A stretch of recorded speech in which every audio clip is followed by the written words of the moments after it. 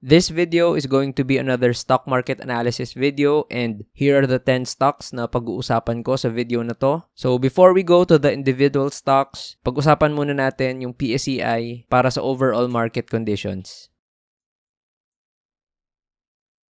So the last time that I did a stock market analysis video, yung naging basis ko for the charts is yung December 1 na data. So, identified by the vertical line. So, if you haven't watched yung previous stock market analysis video ko, napag-usapan ko nga doon na ang gusto kong mangyari sa PSEI is magstay siya inside the consolidation here, inside the box, before it makes a breakout. But, unfortunately, ang nangyari, nahulog nga siya ulit, no? Pabalik dito sa ilalim ng resistance line ng downward channel pattern na ginagawa niya. So, as mentioned din sa mga previous stock market analysis videos, it's a possibility na dalawa ang gagawin na scenario ng PSEI. Either dito siya magkaroon ng consolidation kung bullish siya, or kung medyo neutral, baka dito siya mag-create ng consolidation, no? Very near the resistance line and also near the MA20. So, of course, the MA20 may act as the support, no? But the thing about this scenario kasi, itong sa number 2, kung dito man mangyari yung consolidation ng PSEI, no, below the 6,000 level but just hovering above 5,860, yung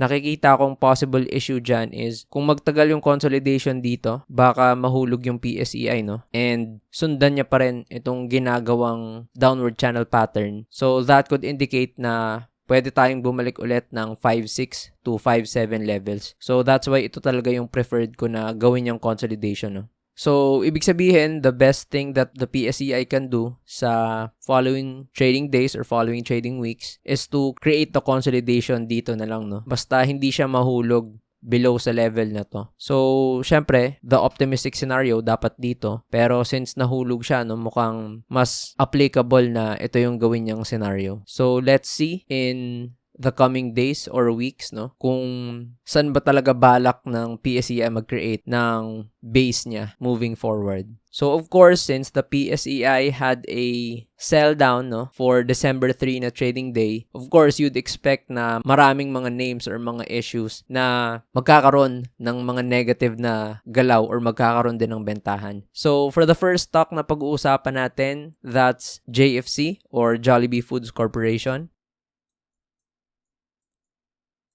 So, for JFC, the last time that I talked about this stock, November 24 pa. So, na-mention ko nga dito na it looks like the MA20 is acting as the resistance for JFC, no? So, hindi man lang niya tinapik yung R2 and R3 resistance niya. So, this arrow means na ang preferred natin na maging galaw ng JFC is malagpasan niya yung R3 levels, no, ultimately, because that would mean above na siya sa lahat ng resistances in terms of structure and hindi niya na sinusundan yung downward trend line niya and above na rin siya sa lahat ng MAs, no? Pero mukhang matagal-tagal pa bago mangyari yun because the stock has been going down, no, ever since the last week of November. And ito nga ngayon, mukhang gusto niyang i-revisit itong 52-week low niya na support sa S1, which is of course the 182 price area. So kung magkaroon man ng support dito, that could probably create the double bottom sa JFC. Tapos baka dito na siya magtagal, no? At gawin niya yung inaasahan kong consolidation. So yung R1 kasi nalagpasan niya, no, nung November 21 and I was expecting na possible support nga siya. That's why may nakalagay akong call out dito. And as you can see, nung November 25 nga, nag-act as support siya pero ang lakas talaga nung MA20. So, nung November 26, ayun, no, nabentahan siya tapos ayun na yung nag-signal para magkaroon pa ng further na bentahan. Tapos bumalik ulit siya dito sa levels na to. So, ang ayaw nating mangyari sa JFC of course is mag-breakdown siya sa S1 kasi pag nag-breakdown siya dyan, yung sunod na support niya itong levels na, no, yung S2 or S3. So, ang okay na gawin na ng JFC is of course to just stay inside this box na lang, no. Tapos, saka na siya mag-attempt mag-breakout dito sa R1 kung nakabuelo na siya. Tapos, naka-create na siya ng much larger na base. Kasi, kung dediretso lang ulit to pataas, no, kunwari magkakaroon siya ng V-shape, I think mahirapan to kasi maraming sources of selling pressure, no, in terms sa resistance. So, I think it would be best na talagang mag-consolidate pa siya ng matagal. Tapos, saka na siya mag-breakout, no, kapag nakabuelo na yung base. So, for the next stock, that's BDO.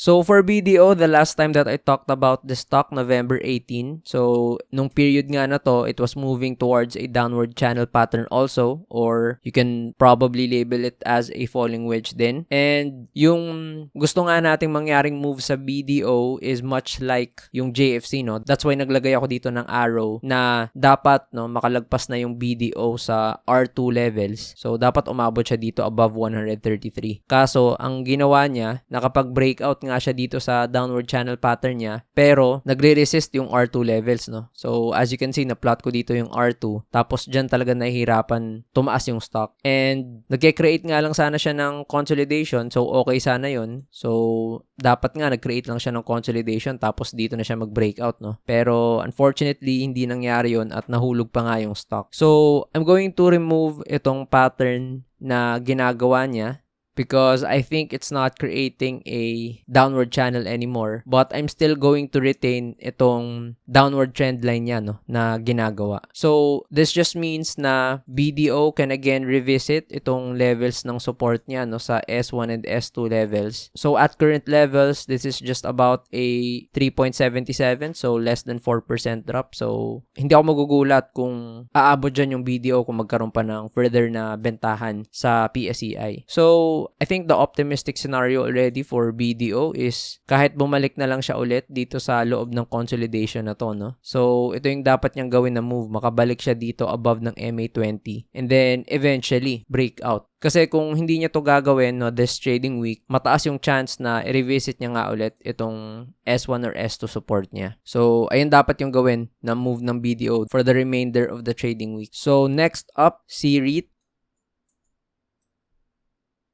So for Citicore Energy, the last time that I talked about this stock, November 14, and nagplot nga ako dito ng two vertical lines. So of course, the first one indicates kung kailan ko huling napag-usapan yung stock. And the second vertical line just indicates na kailangan abangan itong date na to because meron tayong X date ng dividends, no? And yung cash div rate kasi nito around 1.45%.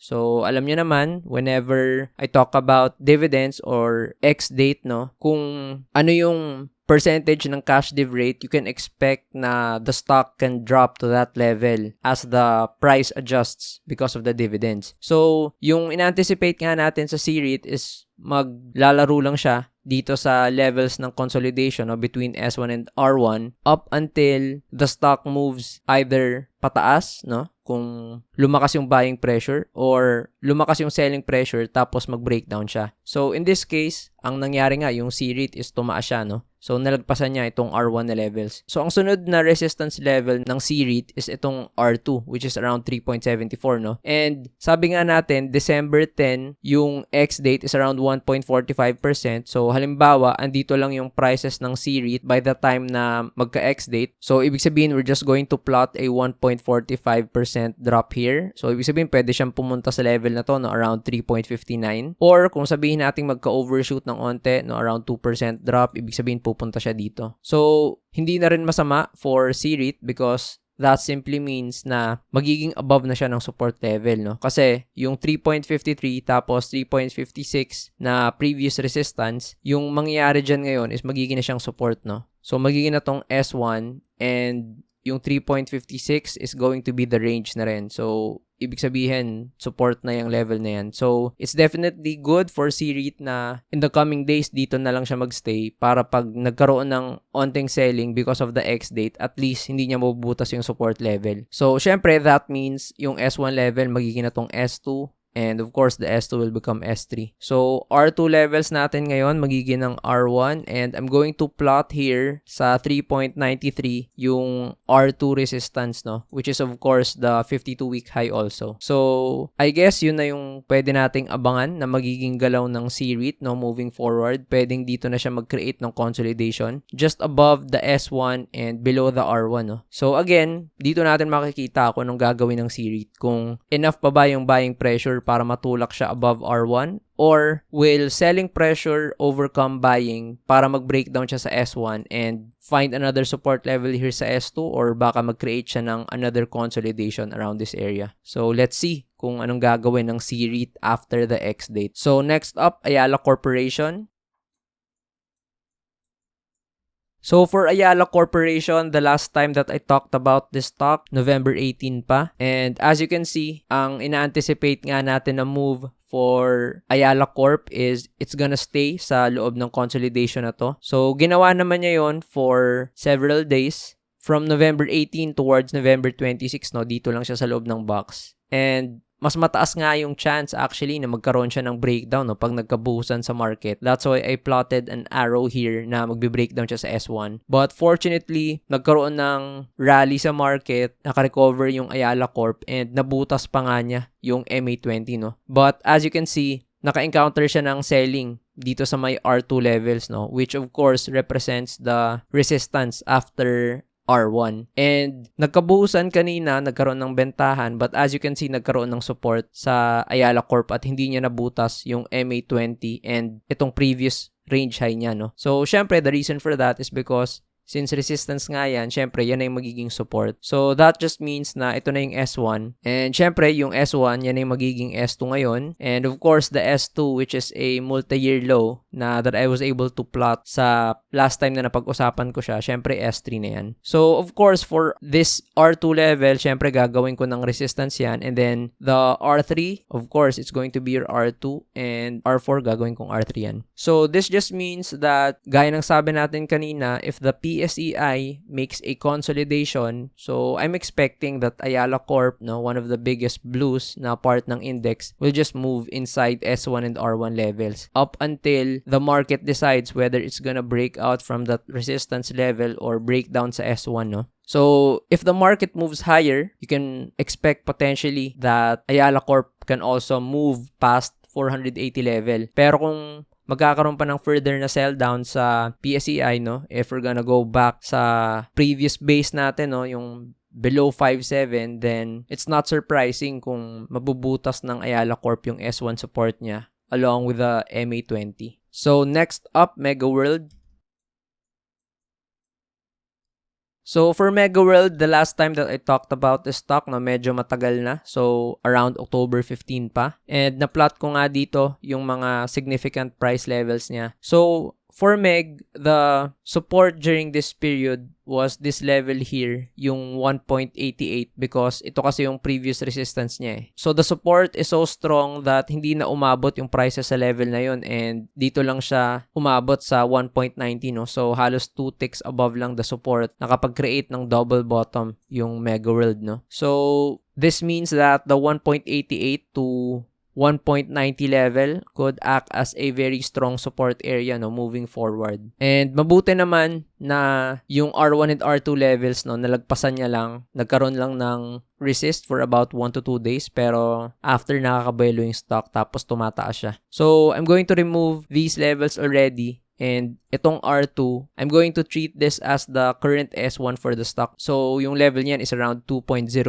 So, it corresponds din sa psych support na 2. So, previously, psych resistance yan. Tapos ngayon, psych support na siya. So, ilalagay ko lang na possible range itong current S1 sa 2 and 2.02. So, yung previous support niya ngayon, gagawin ko na tong S2. And in this case, I'm going to plot a line here sa 2.08 and 2.10. And I'm going to treat this as the R1 resistance already. Tapos, yung swing high niya nung second week of August, yan yung gagawin kong R2. And I'm going to also adjust the other levels. So, this means that for Mega World, it's very important na makamove past siya ng R2 levels kasi ito yung posibleng mag-signal sa stock na talagang sobrang lakas niya na. Kasi if that makes a breakout sa area na yan, that corresponds to a 52-week high breakout, no? Because yung resistance kasi ng Mega World, which is nung first week December din, around 2.17 pa. That's why I plotted that the previous resistance here is a range. So, if Mega World makes a breakout sa 52-week high, that could potentially move the stock higher, as that means na malakas yung buying pressure, no, for the stock to propel upward sa level na yun, na hindi naman sobrang ganda ng takbo ng market. So, kung kaya ng Mega World na mag-breakout sa levels na to despite the PSEI on a consolidation or moving lower, that could be an indication na malakas talaga siya. Kasi pag nag-recover yung market tapos tumataas yung Mega World, no, that could possibly mean na mas lumakas pa siya pag nangyari na yung bull market. But syempre, without the positive catalysts or specific positive fundamental reason sa Mega World, mukhang malabong mangyari na makapag-breakout siya dito kung walang masyadong positive sentiment towards this stock specifically. But definitely interesting pag nalagpasan niya yung 2.10 na levels because that would mean ilang ticks na lang siya before mag-breakout sa 52-week high. So let's see in the coming trading days or weeks kung anong gagawin ng Mega World, no? So next up, AP. So for Aboitiz Power Corporation, the last time that I talked about this stock, November 14. So last time na napag-usapan ko siya, it was moving towards a falling wedge pattern. And sabi ko nga doon, kung magiging bearish pa yung market, it's potentially AP can revisit itong lower part ng range niya ulit towards the S1. And kung mag-breakdown man, no, it can move lower pa sa baba talaga nung support line nung ginagawa niyang pattern, no? But fortunately, yung AP nakapag-breakout siya dito sa falling wedge na pattern niya and even propelling the stock higher para hindi mag-resist yung mga moving averages, no? So, it's now creating a very small consolidation inside a much larger consolidation. So, ever since I talked about this stock several times already, ito lang naman talaga yung ginagawa niyang box, no? Tapos ngayon, nalagpasan niya na tong pattern na to and it's creating a small box na 42 and 43.58, 43.60 levels, no? So, in this case, I'm going to treat the lower part of this consolidation as a possible immediate support already. So, S1 yan and yung lower part ng range niya and yung previous support na S1, gagawin ko ng S2. And yung higher part ng range nitong small consolidation niya around 43.60, ito na yung gagawin kong R1. And itong high niya na nasa triple top, no? Sa short term na to, gagawin kong R2 and R3, yung isa sa major resistance levels pa niya. So much like Mega World, magiging significant yung galaw ng AP, I think, kung kaya niya mag-breakout sa R2. Kasi again, this is also a 52-week high. Kung mapapansin nyo, matagal niya ng resistance yan, no, nung first week ng February pa. So that means 10 months niya ng resistance, no? Tapos gusto niya talagang lagpasan pero hindi nangyayari. So I think, of course, that's because yung market natin pababa at sideways lang naman yung ginagawa most of the time, no? So, I think it would take a lot of positive sentiment for AP na makapag-breakout siya dito sa 45 levels na hindi maganda yung market, no, much like Mega World. So, that means it would really be helpful kung gumanda yung galaw ng PSEI, no? Kasi baka maging positive sentiment yon para matulungan na mag-breakout yung AP above ng R2 levels niya. That could potentially propel the stock towards 47 price area, no, to test itong sunod niyang resistance sa R3. So, tingnan natin kung kayang mag-breakout ng AP dito sa R1 and R2 levels in the coming weeks or magbe-breakdown ba siya dito sa S1 para i-revisit yung S2 support. So, next stock, UBP.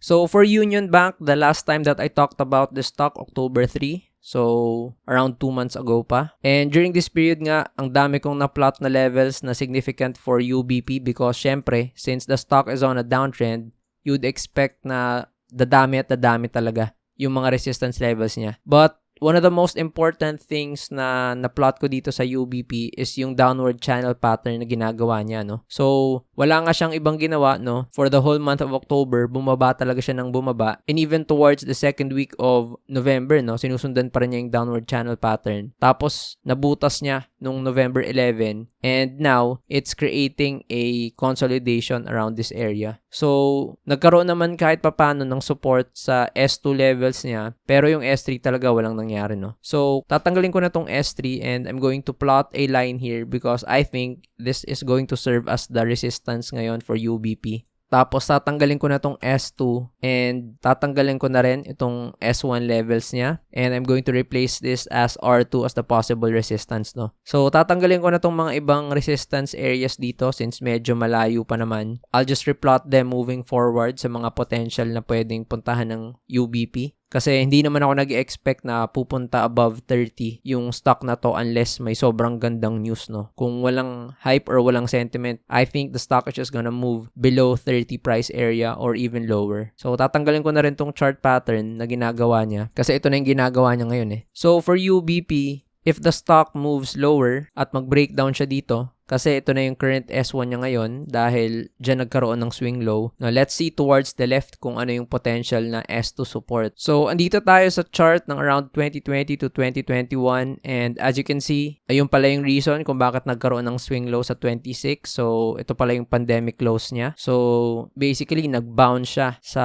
more than 5-year support niya, no? Pero let's look towards the left kung makahanap pa tayo ng ibang support level. So, looking at the chart here, sa date na around 2011 to 2012, we can see na merong malaking range yung UBP sa level na to. So, potentially around 21 price area yung possible na next support niya, no? So, punta tayo sa present date. So, this means that if UBP makes a breakdown sa S1, the strongest support na pwede niyang puntahan is itong 21.08 na level, no? But of course, this doesn't mean na pag nag-breakdown siya sa S1, automatic dito siya pupunta sa S2, no? Syempre, there could be investors out there who think that the stock is already valued really low, no? Kung mag-breakdown man siya sa 26, so baka in the middle, no, magkaroon siya ng mga bounce, no, or magkaroon ng recovery. But of course, if we're going to be strict about it na charts lang talaga yung babasihan natin sa ngayon, then ito yung current strong support niya after ng S1, no? And probably a potential support level kung ito yung box and we're just going to follow the chart pattern target, pwede nating masabi na magkaroon siya ng temporary support around 24.20 na price area. So, I'm just gonna put a call out here and dalagyan ko lang ng possible pattern support sa level na to, no? So, for UBP, definitely, it's very important for the stock to already move past R1, no, at least para manegate niya yung move na breakdown ng S1 towards S2 or the temporary area sa 24. And ultimately, ang gusto ko makita talaga sa UBP, syempre, dapat magkaroon siya ng consolidation, no, above this range and below R2, tapos saka siya mag-breakout. And that could potentially signal a possible short-term reversal for the stock. Pero kung hindi mangyari yon, then baka dito lang talaga siya maglaro, no, sa below 30 level and above 26 na price area. So, next up, PNB. So, for PNB, the last time na napag-usapan ko yung stock na to, October 9. So, about 2 months ago. And walang ibang ginawa tong stock na to, no? A few weeks before I talked about it is just to stay inside this consolidation. So, obviously, yun yung magiging bias natin na magsistay lang siya dyan up until mag-breakout siya or magkaroon ng breakdown, no? So, ang ginawa ng PNB, nagkaroon siya ng breakdown pero nag-act as support itong S2 level niya. Kaya, nak-recover kahit paano yung stock tapos bumalik lang siya ulit dito sa consolidation niya, no? So, of course, ang gagawin ko ngayon dito sa PNB, lalakihan ko lang yung box. And mukhang ito na yung ginagawa niyang consolidation, no? So, of course, I'm going to treat this now as the possible S1 along with the lower part of the range. Tapos, i-adjust ko na rin yung mga ibang support levels. So, wala akong babaguhin sa resistance ng PNB because I can still see that this is the R1 level that's important kasi yan yung upper part ng range niya eh. So, in order for PNB to go back above 60 level, syempre, kailangan niya mag-breakout dito sa range na to. Kasi kung hindi niya gagawin yan, then wala akong nakikitang galaw sa PNB kundi i-maintain itong consolidation na to up until makapag-decide yung market kung malakas ba yung buying pressure enough para malagpasan niya yung R1 or bubutasin ba niya yung S1 at S2 para puntahan yung S3 na level. So, very important na malagpasan niya yung R1 level na to kasi looking at the chart, no, ang taas na ng naging galaw nito. So, potentially, it could be a distribution already or distributive na yung nature ng stock sa galaw niya ngayon. So, a move past 59, 90 na area or above 60 could potentially negate yung ginagawang move ng PNB, no? So, tingnan natin kung kaya bang gawin ng PNB yan in the coming weeks. So, another stock, that's STI. So, for STI Education Systems, the last time na napag-usapan ko yung stock na to, November 12 pa. And two very important things that I'd like to note sa stock na to is that it's creating a very large head and shoulders pattern. So, na-create niya na yung left shoulder and yung head or yung peak. And sa ngayon, it looks like it's creating still the right shoulder, no?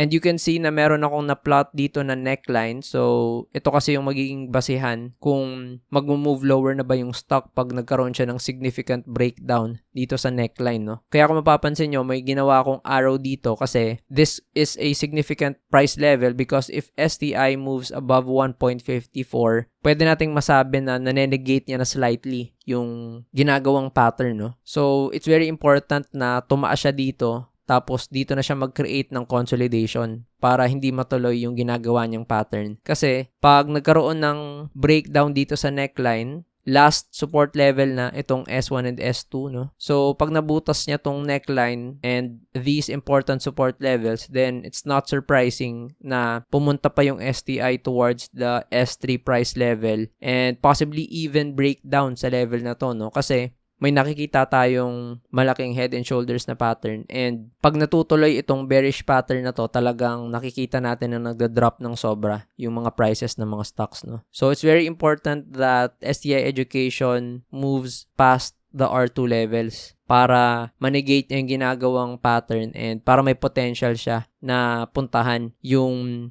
52-week high niya, no, dito sa 1.81 na price area. So, next up, AEV.